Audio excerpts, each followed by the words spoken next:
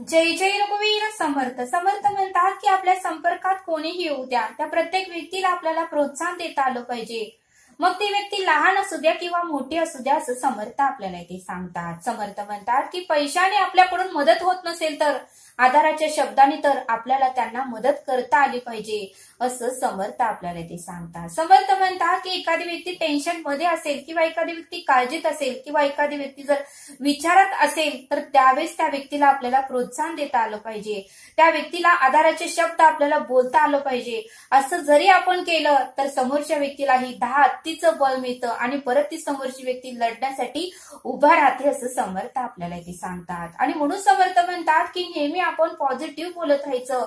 एखादी समोरची व्यक्ती खचलेली असेल किंवा टेन्शन मध्ये असेल तर काळजीत असेल तर त्या व्यक्तीला आपल्याला प्रोत्साहन देता आलं पाहिजे. त्या व्यक्तीला पॉझिटिव्ह आपल्याला बोलता आलं पाहिजे आणि त्या व्यक्तीला आपल्याला म्हणता आलं पाहिजे की तुला ते येते, तुला कुठलंही काम हे येतेस, तू ते करू शकतेस. हे वाक्य जरी आपण बोललो तर ती समोरची व्यक्ती अशक्य कामही शक्य करून दाखवते. आणि म्हणूनच समर्थ म्हणतात की प्रत्येक व्यक्तीला आपल्याला तुला ते काम येते आणि तू ते करू शकतेस असं जरी आपण बोललो तर समोरच्या व्यक्तीलाही 10 हत्तीचं बळ प्राप्त होतं, असं समर्थांनी आपल्याला ते सांगितलं.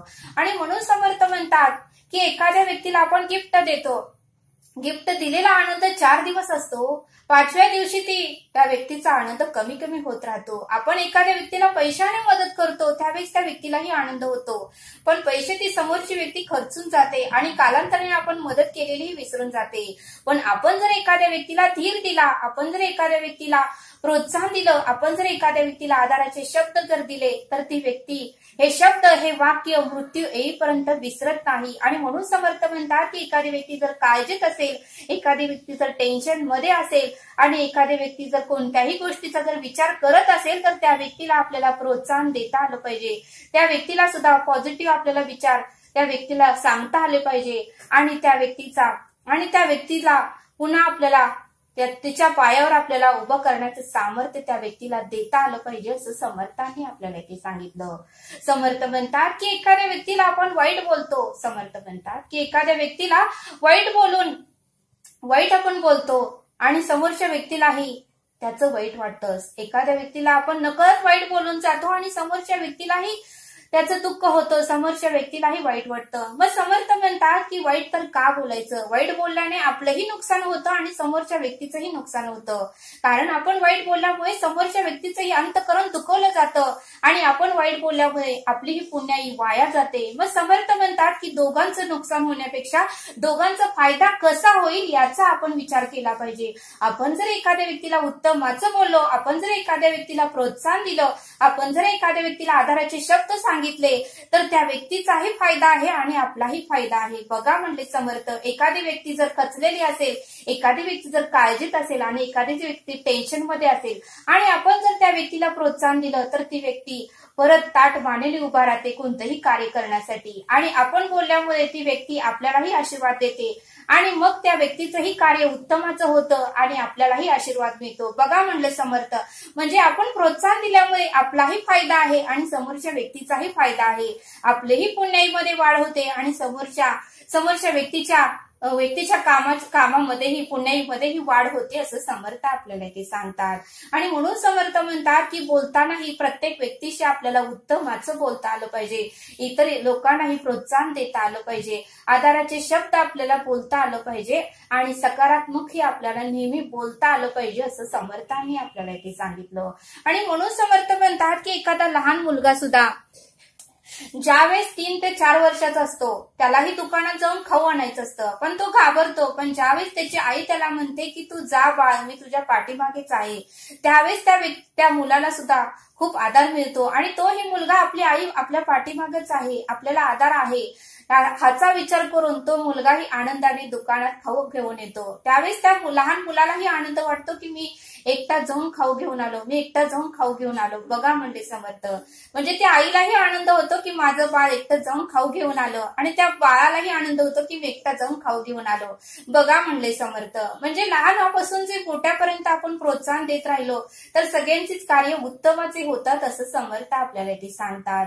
आणि म्हणून समर्थ म्हणतात की एखादं लहान मूल 1 वर्षाचं असतं. ज्यावेळेस ते उभा राहतं आपल्या पायावर आणि चालू लागतं त्यावेळेस त्याच्या आईला खूप आनंद होतो आणि त्याची आई म्हणते, सोनू उभा राहिला, आम्ही नाही पाहिलं. त्यावेळेस त्या सोनू बाळाला खूप आनंद होतो आणि तो पुन्हा उभारण्याचा प्रयत्न करतो आणि पुन्हा चालण्याचा प्रयत्न करतो. बघा म्हणले समर्थ, म्हणजे त्या आईने त्या बाळाला प्रोत्साहन दिल्यामुळे तो बाळ परत प्रगती करू लागला, परत चालू लागला. अनेकदा जरी पडला तर तो उभारण्याचा प्रयत्न करू लागला, का तर त्याच्या आईने त्याला प्रोत्साहन दिलेलं असतं. आणि म्हणून समर्थ म्हणतात की प्रत्येक व्यक्तीला आपल्याला प्रोत्साहन देता आलं पाहिजे, असं समर्थ आपल्याला इथे सांगतात. समर्थ आपल्याला एक बोध सांगतात. समर्थ म्हणतात की थॉमस एडिसन याने विजेच्या दिव्याचा शोध लावला होता. थॉमस एडिसन याने विजेच्या दिव्याचा शोध लावला होता. जेव्हा थॉमस एडिसन याने दिव्याचा शोध लावला होता त्यावेळेस त्याला खूप आनंद झाला होता आणि त्याने दिव्याचा शोध लावल्यामुळे आपण आज सिनेमा बघतोय, आपण आज रेडिओ ऐकतोय आणि फोनवर बोलतोय, मोबाईलवर बोलतोय. हे सर्व केवळ थॉमस एडिसन मुळेच झालं, असं समर्थ आपल्याला इथे सांगतात.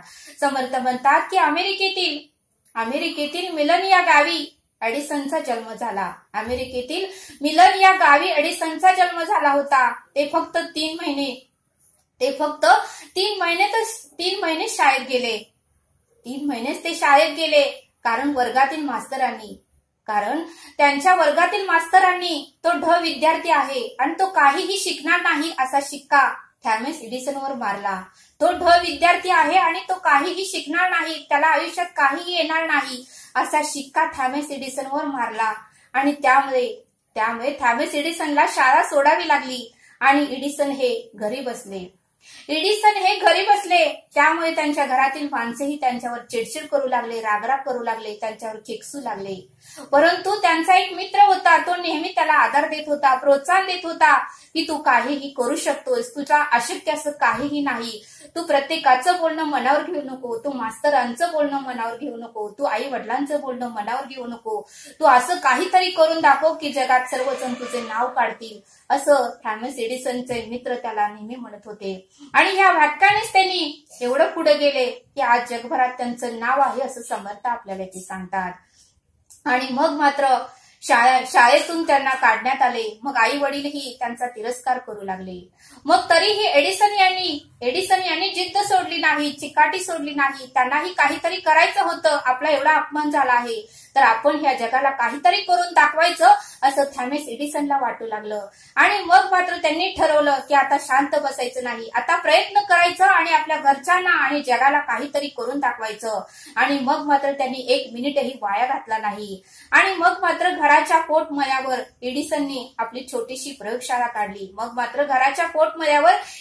आपली छोटीशी प्रयोगशाळा काढली आणि त्या प्रयोगशाळेत लागणाऱ्या साहित्यासाठी एडिसनकडे पैसेही नव्हते. मग त्या प्रयोगशाळेत लागणाऱ्या साहित्यासाठी एडिसनकडे पैसेही नव्हते आणि घरातील लोकही थॉमस एडिसनला पैसे देत नव्हते. त्यावेळेस त्यांनी विचार चालू केला आणि तरीही त्यांनी थांबले नाहीत. मग त्यांनी साहित्य विकत घेण्यासाठी स्वतः कष्ट करण्याचं त्यांनी ठरवलं. आणि मग मात्र सकाळी ते घरातून बाहेर जात होते. वर्तमानपत्र विकण्याचे काम त्यांनी चालू केलं आणि मग मात्र वर्तमानपत्र विकायचे आणि संध्याकाळी येऊन प्रयोगशाळेमध्ये ते प्रयोग करत राहायचे. असं बराच वेळ चालू झालं. आणि मग एक दिवशी सकाळी ते वर्तमानपत्र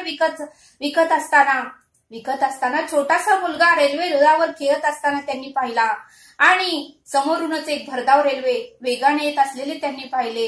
आणि मग मात्र त्यांनी हातातले पेपर तसेच खाली टाकले आणि त्या मुलाला वाचवण्यासाठी ते धावू लागले. आणि मग मात्र त्यांनी हातातले पेपर तसेच टाकले आणि त्या लहान मुलाला वाचवण्यासाठी त्यांनी खूप मोठ्याने धावले आणि खूप जोरात धावले. आणि त्यावेळेस मात्र एडिसन यांनी त्या मुलाचे प्राण वाचवले. आणि मग मात्र त्या मुलाच्या वडिलाला खूप आनंद झाला, कारण तो मुलगा रेल्वे स्टेशन मास्तर यांचाच होता. त्यावेळेस मात्र रेल्वे स्टेशन मास्तर यांनी थॉमस एडिसनचे खूप आभार मानले आणि एडिसनचे हे उपकार कसे फेडायचे म्हणून स्टेशन मास्तरांनी थॉमस एडिसनला आगगाडीच्या तार यंत्राचे शिक्षण दिले आणि रेल्वे स्टेशनवर टेलिग्राफ ऑपरेटरचे काम त्यांना दिले. आणि पुढे बरेच वर्ष गेल्यानंतर थॉमस एडिसनची पोस्टही वाढली आणि ते पुढे गेल्यानंतर टेलिग्राफ इंजिनियरही झाले. थॉमस एडिसन बरेच वर्ष झाल्यानंतर त्यांची पोस्टही वाढली आणि टेलिग्राफ इंजिनियरही झाले आणि तरीही त्यांनी आपला प्रयोग थांबवला नाही. त्यांनी नोकरी करत करत त्यांची प्रयोगशाळाही चालवली आणि मग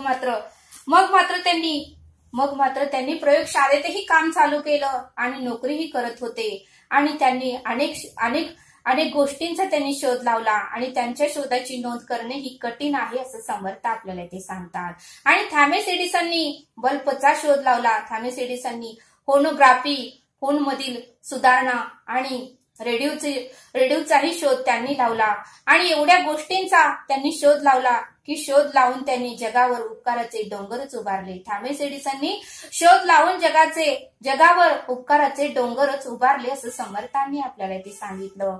आणि बघा म्हणले समर्थ, हे थॉमस एडिसननी का करू शकले? त्यांचा मित्र फक्त त्यांना म्हणला की तू सर्व काही करू शकतोस, अशक्य असे या जगामध्ये काहीही नाही. या एका शब्दाने ते एवढं पुढे गेले आणि त्यांनी आपल्या घरामध्येही नाव कमवलं आणि जगामध्येही त्यांनी नाव कमवलं. आजही जग त्यांचं नाव काढतंय असं समर्थांनी आपल्याला ते सांगितलं. आणि म्हणून समर्थ म्हणतात की आपल्याला काही नाही करता आलं, काही नाही देता आलं तर एखाद्याला प्रोत्साहन तर आपण नक्कीच देऊ शकतो आणि एखाद्याला आधाराचे शब्द तर आपण नक्कीच सांगू शकतो. कारण जर आपण एखाद्याला प्रोत्साहन दिला तर त्याही व्यक्तीला 10 हत्तीचं बळ प्राप्त होतं आणि ती व्यक्ती कोणतंही कार्य करण्यासाठी सज्ज होते असं समर्थांनी आपल्याला ते सांगितलं. आणि म्हणून समर्थ म्हणतात की जास्तीत जास्त उत्तमाचं इतरांना सांगण्याचा प्रयत्न करा आणि आपल्या संपर्कात जे कोण येते त्यांनाही प्रोत्साहन देण्याचा प्रयत्न करा.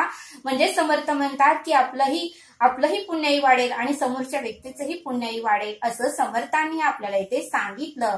तरी आता आपण येथेच थांबू. धन्यवाद. जय सद्गुरू.